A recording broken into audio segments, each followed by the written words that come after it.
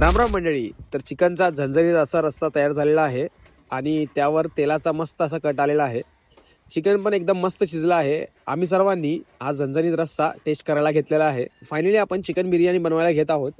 एका टोपात तेल गरम करून त्यात आलं लसूण आणि हिरवी मिरची पेस्ट आणि एव्हरेस्ट चिकन मसाला टाकून त्यात मॅरिनेट केलेलं चिकन टाकून शिजवायला ठेवलेलं आहे. त्यानंतर एका टोपात पाणी गरम करून त्यात गरम मसाला आणि धुतलेला तांदूळ टाकून शिजवायला घेतला आहे.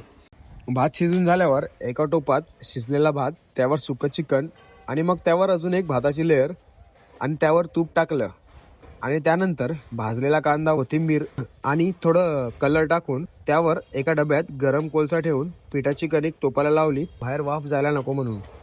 झाकण बंद करून त्यावर गरम कोळसा ठेवला आणि खालून आणि वरून दोन्ही बाजूने गरम केला. तर ही झाली आहे तयार आपली साताराची चुलीवरची चिकन दम बिर्याणी. पहिल्यांदा सर्व माणसं, छोटी मुलं पंगतीला बसले. कोथिंबीर, बिर्याणी, चिकन रस्सा आणि भाकरी असं मस्त बेत झाला. सर्वांना खूप आवडली बिर्याणी आणि रस्सा. असा वाड्यात सर्वजण एकत्र खूप कमी वेळा भेटतात, कारण सर्वजण आपल्या कामात असल्यामुळे मग असं नियोजन झालं तर सर्वांचा एक दिवस लक्षात राहतो तो असा. त्यानंतर सर्व महिला मंडळ जेवायला बसले. तर अशा प्रकारे आम्ही आजचा दिवस एन्जॉय केला. तर पुन्हा भेटूया पुढील ब्लॉगमध्ये.